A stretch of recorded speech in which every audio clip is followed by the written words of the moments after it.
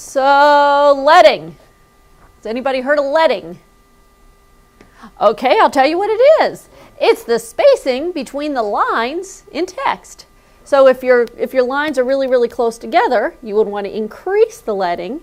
If your lines are too far apart, you would want to decrease the leading. So leading is the spacing between lines. Kerning. Anybody know what kerning is? That's what? The space between words? That's the space between letters. Good guess. So if you increase the kerning, it'll increase the space between the letters. If you decrease the kerning, it'll decrease the space between letters. Let's see, what other things are in here that you guys should know? We know what aspect is, yes? Really? We don't know what aspect is? So aspect, oh, Michael, do you know what aspect is? You mean I can get a full screen shot or just... You can zoom in on I'm going through what these things mean right here. Every stuff on here. I said, do you know what aspect means? Sometimes you can, what'd you say? Ratio, yeah. So sometimes you can lock the aspect and sometimes the aspect can be unlocked. But the aspect is how skinny or wide or how long or fat something is. So obviously this is big and skinny. This is short and fat. So it's a the ratio.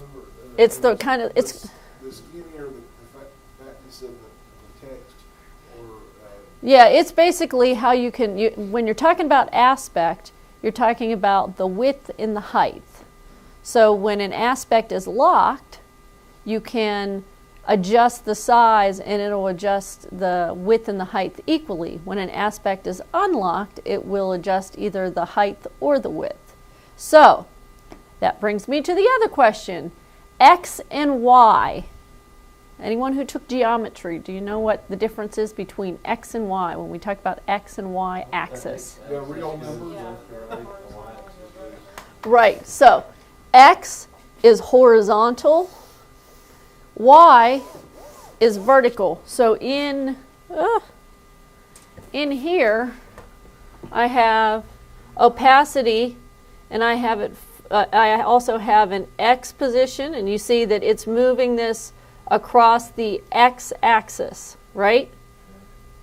If I choose Y position, what's it going to do? Move it up and down or side to side? Up and down. Up and down. It's going to slide it across the Y position. There's another position that we don't have here. Does anybody know what the last letter is that we don't see here? You only get this in three-dimensional. Maybe Z. Yes. So Z is basically, where are you at? Your hands on the bottom right. Okay, so Z is this axis. It's the axis that goes... So that would be like the depth. Yes, the depth. And when we do scaling, we can kind of fake a Z-axis because we can make it look like something gets closer and something gets further away. So we're moving that on the Z-axis, but true 3D actually has a Z-axis. So this is not a 3D program. Opacity, do y'all know what opacity is? I don't believe so. It makes it more bright. No, opacity is how see-through or not see-through. So if something's opaque, that means you can't see through it. If something's transparent, you can see through it. So a 0% opacity would be completely see-through. 100% opacity would be solid. So when you're going shopping for tights, which I'm sure everyone does, you know, you can either get opaque tights or translucent tights. And opaque tights mean you can't see through them at all. Keep that in mind the next time you go buy tights. Chuck? Chuck is a man that likes to wear tights. Is Chuck a man that likes to wear tights? Well, I'm glad everyone shared that with us. That's a good thing to know. Don't anyone tell him that this is said on this video. This will tell us if he watched it or not. And I have a feeling that he will never know that we've outed his dirty little secret about his tight wearing. I don't think anybody outside this Oh, are you saying that people don't watch these videos? room. Yeah, I'm watching. Yeah, Mr. Wellman Are watches them. teachers really that naive? Yes, we are. No, it's just called faith. They've got to have faith. Yeah, if I don't believe that someone's going to watch this, then why am I here? No, I'm saying like the people that aren't here. You know, I see everyone in this room would watch it if we were confused. You know, but I don't see the people that. Okay, this clip on this timeline, and now we're just going to look at some of the things that we can do to this clip. So, if we go to Effect Controls, and I click on this clip, I get some parameters that I can change. I think we all know what position is. Yes. So, Michael, you're probably going to want to be able to show this and this monitor as well. Okay. So, position is obviously the position. Oh, this is my first video that I was ever. Yeah. So this is the position of the video on the screen. You can see those two numbers moving. I'm moving it back and forth. What axis am I moving it on? If I'm moving it left to right, mostly X. If I'm moving it up and down, I'm moving it on Y, right. Again, we don't have a Z axis, but if I use the scale, and if you notice, I don't know if you can see this, but there's two little arrows there. And I know that I can scale it when I see those little arrows. So this is scale. Now, if I open up scale, there's a little checkbox here that says uniform scale. If I uncheck that, then that allows me to change the aspect of the video. So I can make it fat, or I can make it tall and skinny. I don't know why I'd want to do that, but it's always good to know that. People like for me. Yeah, if you want to make your person look a little skinnier, there you go. You can put the skinny filter on. So again, scale, position, rotation is, I think, pretty obvious. Yeah. You can either, I believe that you can, you get a little, yeah. See how this turns into a little circle? You can rotate it using your mouse over on this screen, and you see the numbers changing. Or you can change it by grabbing this and moving it. Or you can change it by number. So if I put in 90, a 90-degree rotation would be sideways. Yes, sir? So you can do it frame by frame and essentially make your own transition and stuff like. Oh, yeah. We're going to talk about keyframing in just a minute. Okay, so I'm going to put this back to 0. The last thing here, which I don't think many of you guys, we haven't really talked about, is the anchor point. So let's watch this rotation one more time. When we rotate it, it's rotating around the anchor point. Can you guys all see the anchor point? If I wanted to make this look like it was pinned at the top here, like someone put a nail in it, I would need the anchor point to be up here, right? I'm going to make this just a little bit smaller so we can really see it. So I need to change my position of my anchor point. I can't remember if I can just grab this and move it or not. No, yeah.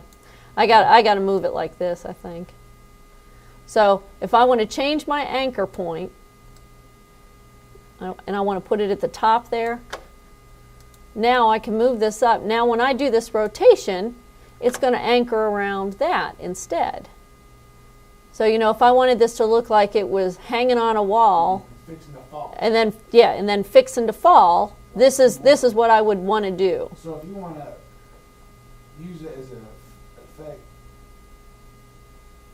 and like make the clip as a still, and the next, you know, how many frames you got, you just kind of fall. And Yeah, so if I want to do that, y'all remember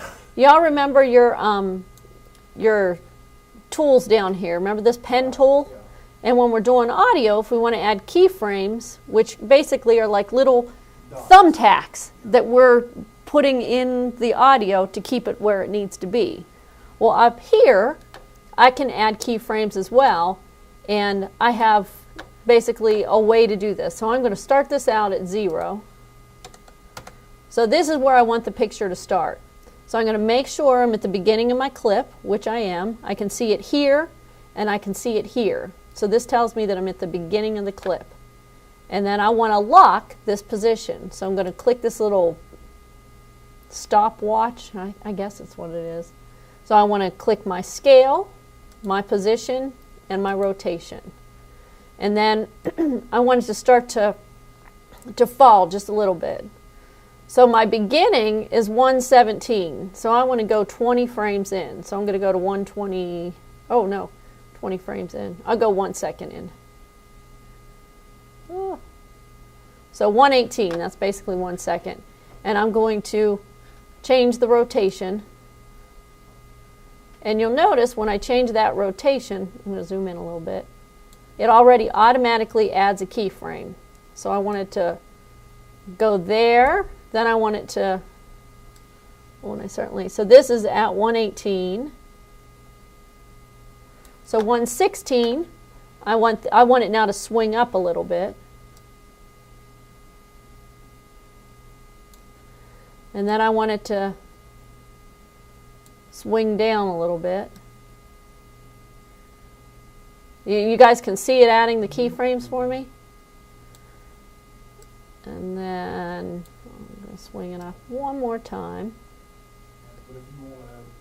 And then I want it to fall down, right? Okay, so I'd say that maybe right there. And then I want the position.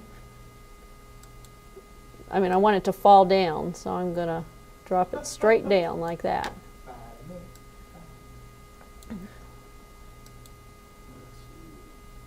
Yeah. But you can turn around and change. Okay, so I hated that. Now, so here's the problem. There's a couple of problems here. So these, I wanted it to swing and stay in this space. But when I dropped it, I didn't glue it in place. So it's interpreting this position as I'm starting here, and then at the very end, I want it to fall. So all during this, it's fallen off. Well, that's not the effect that I want. It needs to stay up here. So what I'm going to do is I want this keyframe to match over here. So I'm going to add another keyframe by just clicking. And then I'm going to come over here and I'm going to copy the information from this keyframe. And I'm going to come over here and I'm going to paste the information. So now it's going to be wiggling and jiggling and then fall. Let's see if that looks any better. It is really fast. Okay, so. What about the blurry? Oh, it's so blurry. Because it's moving so fast. Yeah. Well, why don't you go down there and right click and change the space? Yeah. The speed of the. Well, I'm going to space these out a little bit first. So I'm going to grab these and I'm going to move these all down just a little bit.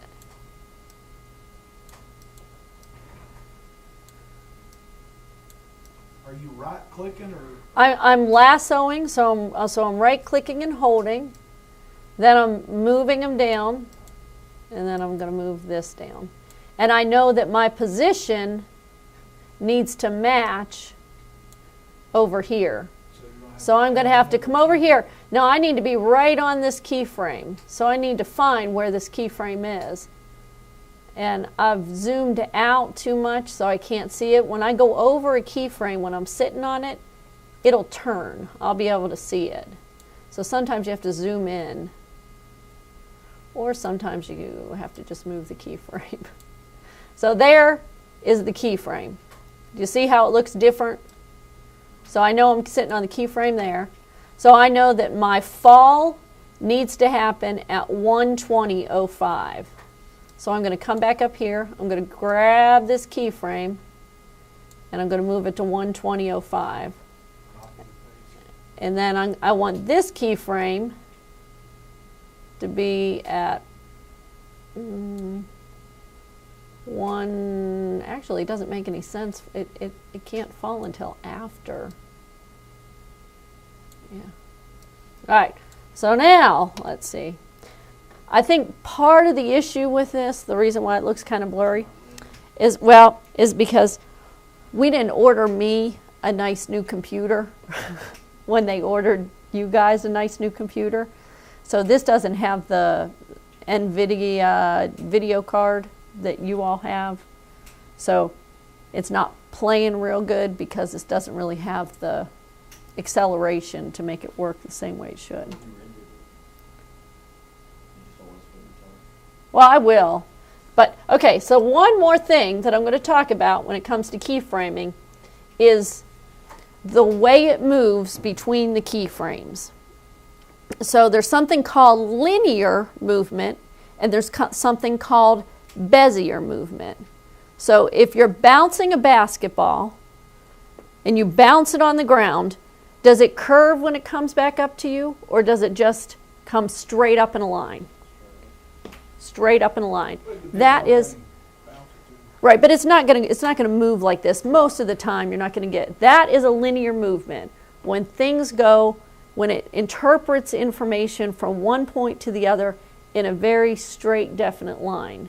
Bezier means that it's going to interpret from one point to the other, but it's going to interpret it in a more of a flowing line. So like a leaf that falls from a tree. Does it fall straight down? No, it kind of floats. It kind of floats down. So you can change the way the keyframes react by right-clicking on them. So if I right-click on this, I've got linear, I've got Bezier, audio Bezier interprets it. Bezier shouldn't make much of a difference because I don't have any other keyframes in between it. So I'm going to change this to Bezier.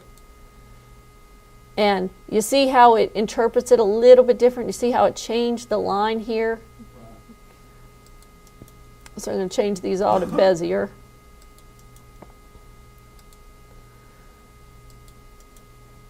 And then here, I'm going to go ahead and change this to Bezier, but I'm going to ease out. What is ease out? Ease out means that, so it's the whole time it's been interpreting all this information the same amount. It gets to that keyframe, it keeps moving on. When I do ease out, that means that when it gets to that keyframe, it's going to slow down just a tiny bit. And when I think of something falling, you know, it seems like it might stand up in the air for just a moment and then fall to the ground instead of completely even, because it's lost its momentum on that last rotation up, and you've got the force of gravity pulling it down. So you almost get a... So let's see what that looks like.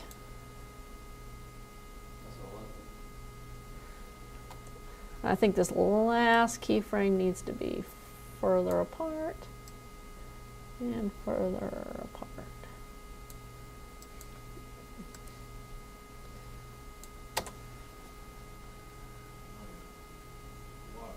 Whoops. That might have been a little bit slow for the fall, but okay, so anyways, you get the idea. And this was all stuff that I could use. I didn't have to add any effects. It was just there, right? Now we got a whole bunch of effects down here, and the effects work with the layering. So here, I just played around with 2 layering effects with some color correction. So on this screen, and you guys all know that these eyeballs will let us view just one layer at a time. So this bottom layer, I put a color effect on and I turned it black and white.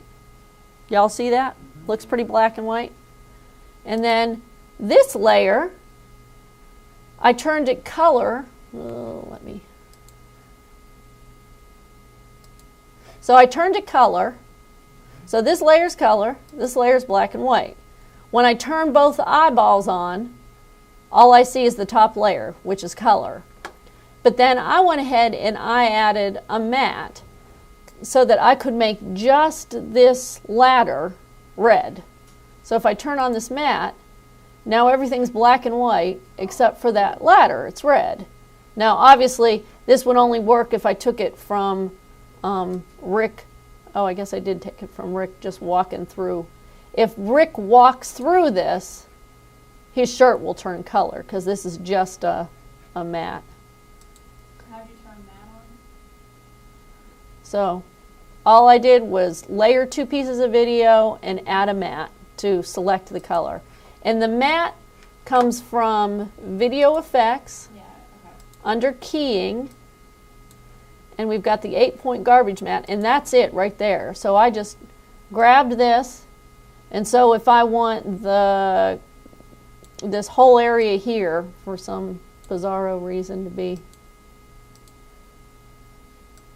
well, I don't know if I have enough pieces to do this. I don't. I need to use the 16. I only used the 8 because I only needed 8 points at the time, so I can't really do too much. But if for some reason I wanted the cameras to be red too, I don't know why I would want to do that, but let's just say that I did. So now I've got a larger piece of color, and it's all because this matte is on, and I'm just selecting pieces of the video to color.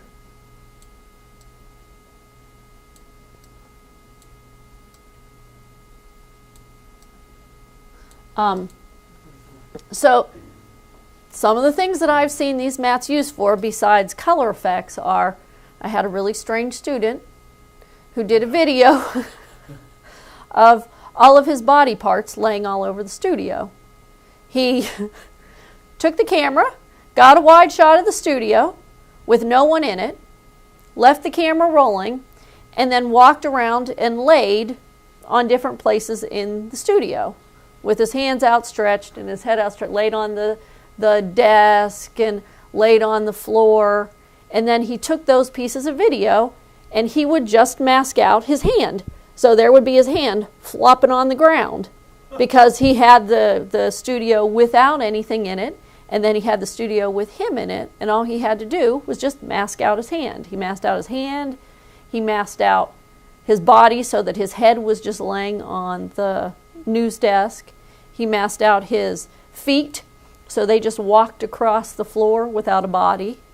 So you can do some really cool effects. Now, granted, he really planned that out. He knew exactly where he was going to lay so that he knew that he could mask out certain pieces. Like those feet, obviously he couldn't have anything in the way, but it really did look like the feet were walking across the studio with no one in it. So masks can be used for a lot of really cool effects. It's just a matter of being able to think of the layering process and the fact that you're masking out pieces of the video. So whenever you're masking out something, it's going to show you whatever you've selected, which is this, and then it's going to fill in. So all I've selected in this video is this ladder, and then it's going to fill in all this black with whatever's underneath it, which happens to be the same exact shot. So that's how he accomplished that very strange effect. There is in here, oh, maybe not. Oh, I guess I'm wrong. I guess it's only in the matrix. I thought there was a 3D. Oh, okay, basic 3D. So basic 3D, what's going to be different about this? And what makes it 3D? What axis am I going to get added? Right. So remember when I was doing the rotation, why don't I see this? Hello? What did I do? Oh. Oh, it's off the screen. I forgot that I had all these in it. And then if you do an effect and you want to get rid of it, you just click on these and it'll get rid of all your keyframes. Whoop.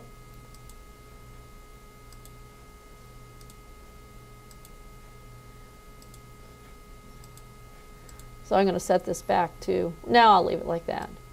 So in 3D, before when we were doing the rotation, we could only rotate it around the axis, one axis. This is going to give us several different axes to, oh, of course, I got to put that. axi, yes, axi, so sorry. Where's my anchor point? I got to put that back in the middle. I mean, I don't have to put it back in the middle, but I'm choosing to put it back in the middle because I think it'll be a little bit easier to see the difference. Okay, so back to our axes. Axes. Okay, so there we are. We're swiveling around what axis? A Z. Well, this is actually swiveling. Well, yeah, I guess it is swiveling on the z-axis. Yeah, you're right. Well, Z and X. Z and Y. Oh, Y. Yeah, right? Y goes Okay, up and yeah, down. Y, Yeah, yeah. so Z and Y. And then this is swiveling around Z and X. Right. How do you, I understand right there you can flip it around, but how does that work in the timeline? You know what I mean? No. You don't? So, okay, so let's just say I want this picture to start out full screen. So it's going to start out full screen. So I want to mark my scale at 100%. I'm going to mark my position there. And then since I know I'm going to be using the tilt, I'm going to go ahead and mark that. So I've got keyframes marked. Now I want to, whoop, hello. Ooh, I got this really zoomed in, don't I? I want to go forward, and I'm going to make it a little smaller. And then I want it to tilt back like it's being sucked into some sort of weird vortex. Whoop. So I'm tilting it back. And then I want it to get sucked in completely to that vortex. It's the stocking vortex that Chuck's very, very familiar with.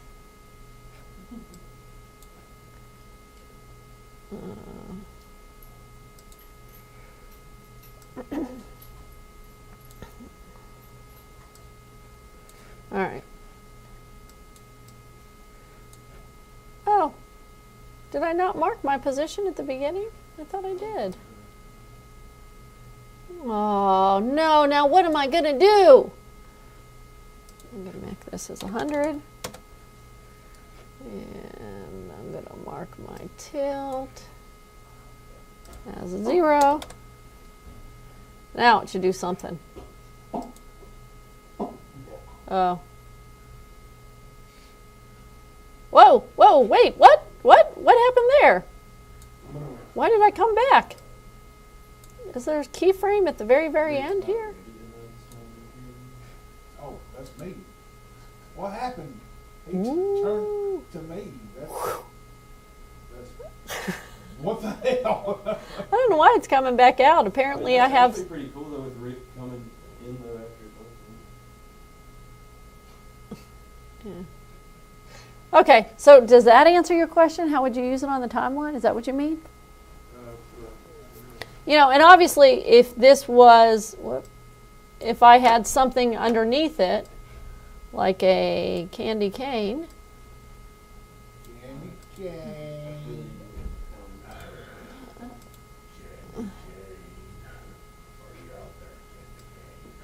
Oh, shit.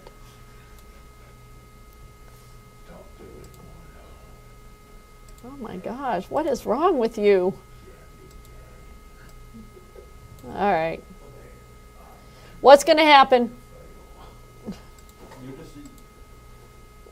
When am I going to get to see the candy canes? That's right. Oh, cool. That's almost looks disgusting, but I mean, yeah. Yeah. All right, so I expect you to know X, Y, Z, Bezier, linear. What's the difference between the two? Linear is a straight line from A to B, and Bezier is a more I don't know. fluid motion, fluid line. Yeah, that is exactly So it. it's, Linear is straight, Yeah. And Bezier is fluid. That's a really good way to describe it. It makes fluid motion. And the way you learn how to keyframe and create effects is by doing. I mean, you just got to understand that the things that work when we have scale, if the scale is high and the picture is big, it gives us the sense that something is moving towards us. When the scale decreases, it gives us a sense that something's moving away from us. And also, if you're doing, for some reason you're doing a video and you want to do an effect like that, you have to make it smaller to actually see it. You know, if it's 100%. Right. If I just flip this at 100%. 100%, it's not the. Well, you're going to see stuff under it when it's flipping.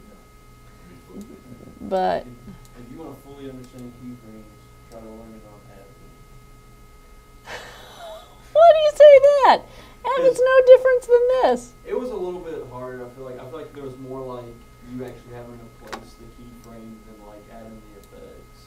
Yeah, it wouldn't. See, and that, for someone who started out on Avid, that's weird to me, that every time you move something, it says, the Premiere says, oh, you want to make this a keyframe. Where an Avid, you chose when you wanted it to be a keyframe.